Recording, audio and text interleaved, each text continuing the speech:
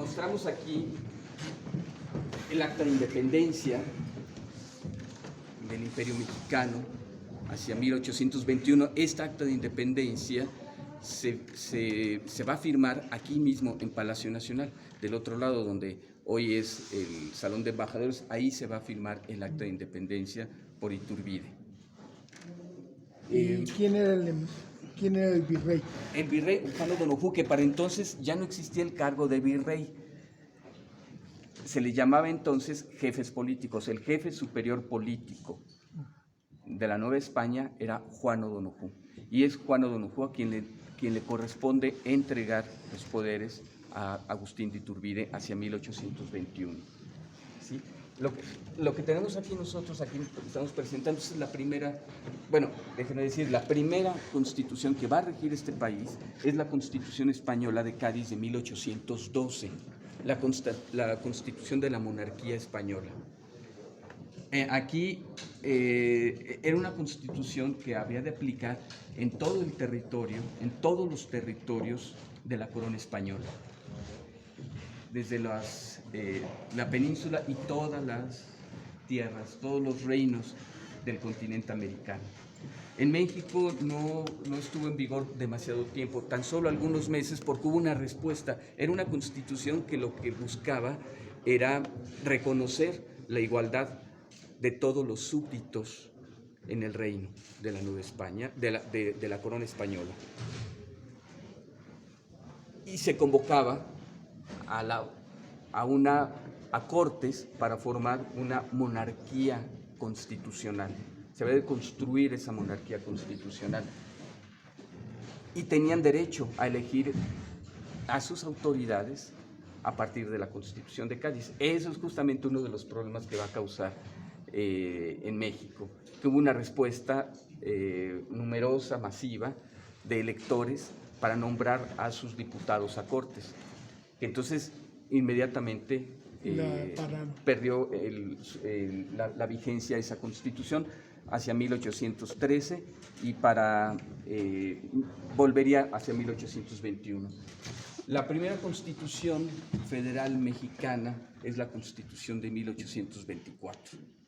Esta Constitución no se discutió, ni se firmó, ni se promulgó aquí en Palacio Nacional, sino la sede original del Congreso estaba en la iglesia de San Pedro y San Pablo, aquí a unas calles donde estamos nosotros, ¿no?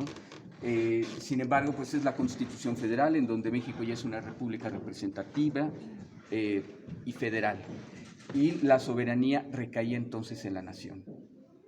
¿Sí? Eso es importante porque la Constitución de 1857, que es la que vemos aquí enseguida. Una pregunta. Sí. ¿Ahí se reconoció emperador o ya? No, ya desaparece, ya es una república, sí, en oposición a cualquier monarquía. ¿Sí? Ya de Iturbide ya no estaba. Iturbide no. Ya.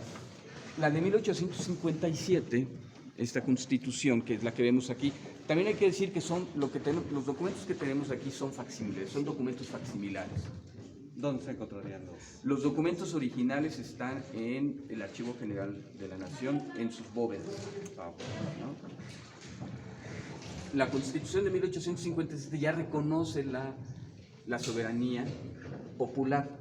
Hay un cambio, ya no es la soberanía nacional, es la soberanía popular. Está en poder del pueblo, ¿no? La nación. ¿No? Lo que mostramos aquí es la Constitución de 1857, el Plan de Ayutla, que va a dar origen a la Constitución. ¿Sí? ¿Y todos podían votar por esa Constitución? ¿Todo mexicano? Hay sus reglas, hay un reglamento para cada elector, ¿no? Ser ciudadano, ser vecino, ¿no? Se les decía entonces vecino de la localidad, sí, pero ser ciudadano mexicano. Tener una edad de 25 años, ser hombres, las mujeres no votaban, ser hombres, ¿no? Esa es una expresión de las constituciones federales, una constitución federal. Entonces aquí mostramos algunas de las constituciones locales de los estados de la República. ¿Sí? De los estados de la República, la mayoría de ellas se van a promulgar hasta la década de los 60, del siglo XIX, es decir, como 10 años después de que se hubiese promulgado la Constitución de 1857, pero por las dos guerras, la Guerra Civil de Reforma de 1858-1861 y posteriormente durante la intervención francesa. Algunas de las novedades que estamos presentando en esta exposición es este cuadro, ¿no? La muerte de Lucrecia. Este cuadro se pintó en el mismo año en que se promulga la Constitución de 1857. Hacia diciembre de 1857 se presenta el cuadro y hace alusión a un episodio de la historia romana, que es la caída de la monarquía de Lucio Tarquino y el surgimiento de la República. Ah, muy interesante. ¿De qué autoría? Felipe Santiago Gutiérrez. La pintura la hace en alusión a lo que se vivió en el Congreso Constituyente, porque lo que se discutió en el Congreso Constituyente fue el fin de la dictadura de Antonio López de Santana. Entonces hacen esa analogía entre la República Liberal de 1857 en contra de la dictadura de Antonio López de Santana. Entonces, y en el Congreso se dijo, se escuchó la voz de muchos diputados decir el nombre de Junio Bruto, que es quien encabezó la revolución. Bruto mató a César, ¿no? Sí, encabeza la revolución en contra de la monarquía de Lucio Tarquino, y que habrá en el cuadro está defendiendo el honor de Lucrecia, que había sido deshonrada, ¿no?, por el hijo del rey, Sexto Tarquino, ¿no? Entonces jura de vengar la sangre derramada, y entonces es una forma de representar el inicio de la revolución, Por eso de tiene la el República. cuchillo con sangre, Ajá, ¿no? Exacto. ¿Y es propiedad de El privada? cuadro es propiedad de la nación, desde luego, y pertenece al Museo Nacional de Arte, MUNAL. Pero aquí se va a quedar ahora permanentemente, ¿o no?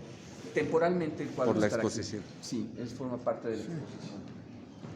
Esta es otra de las piezas que se hicieron en el año de 1857. Este se va a pintar 10 años después, 12 años después, 1869, pero que alude al constituyente de 1856-57, y entonces nos representa a la Constitución como esta mujer que lleva en su indumentaria lleva los colores de la bandera y lleva las tablas de la ley, que dice Constitución de 1857, y lleva una rama de olivo. ¿Y quién de La Paz. fue el principal redactor de la Constitución ¿Hay alguien que fuera líder?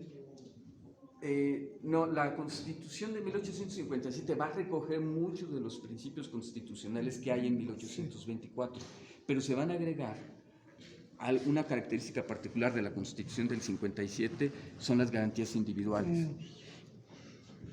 Y estas garantías individuales se van a discutir ampliamente en el Congreso Constituyente. Figuras como Francisco Zarco, Ponciano Arriaga, ¿no?, fueron figuras muy importantes en las discusiones, en los debates parlamentarios.